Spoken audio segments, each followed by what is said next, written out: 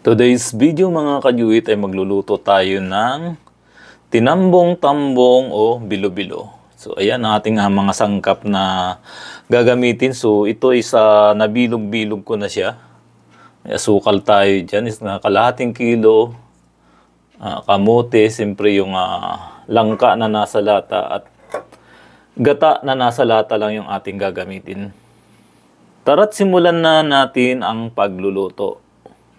Yan, lalagay ko lang yung gata mga kajuit.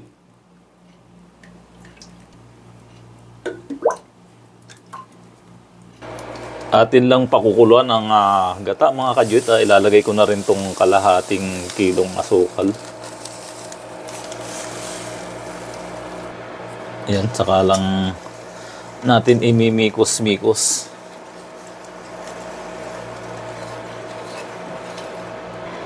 Ihahalo ko na rin yung syrup ng langka mga kajuit para mas malasa siya.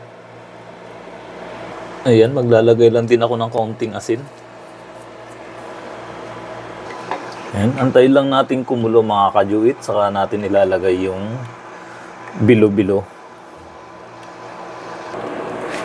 Ayan mga kajuit, pwede na natin ilagay itong binilog-bilog na galapong or glutinous rice.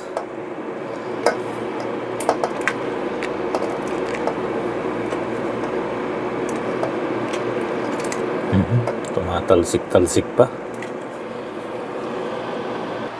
Ayan yung matitirang galapong is ilagay natin mamaya para pampalapot. So napakarami rin pala nung kalahating kilo. Ayan, saka lang siya halu-haluin para hindi magdidikit-dikit. Ilalagay ko na rin itong hiniwa-hiwa kong langka mga kajuit. At saka lang natin itutuloy yung pagmimikos-mikos.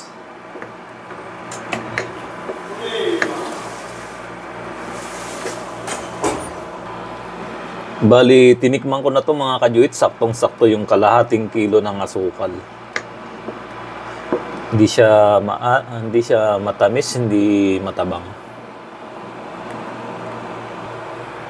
Tuloy-tuloy lang yung paghalo mga kajuit para hindi manikit dun sa pinaka-ilalim ng kaldero itong bilo-bilo. Ayan mga kajuit, pwede natin ilagay itong kamuti dahil luto na yung bilog-bilog.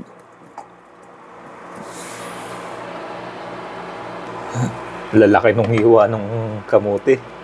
So saglit na lang maluluto na to.